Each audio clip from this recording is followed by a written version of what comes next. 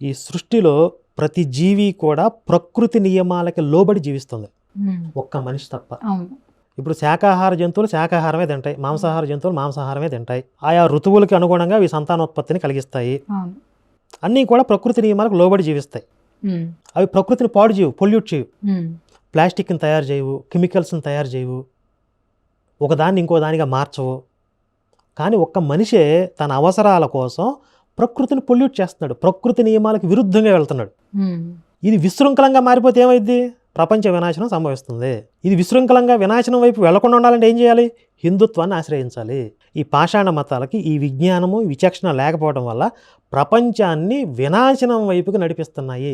అందుకే ఈ ప్రపంచాన్ని నాశనం చేయడానికి పుట్టుకొచ్చినవే ఈ పాషాణ మతాలు. కలిపురుషుడి ప్రభావంతో పుట్టుకొచ్చినవి ఈ పాషాణ మతాలు.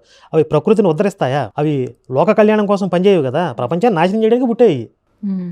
కాబట్టి ఏదో ఒక కుతర్కాన్ని తీసుకొచ్చి మన మెదడులను పొల్యూట్ చేసేసి అంతంత మాత్రం జ్ఞానం ఉన్నటువంటి సామాన్యుల్ని గందరగోళపరిచి వాడిని నాశనం చేస్తాయి, ప్రపంచాన్ని కూడా నాశనం చేసే ప్రయత్నాన్ని చేస్తాయి ఈ పాషాణ మతాలు.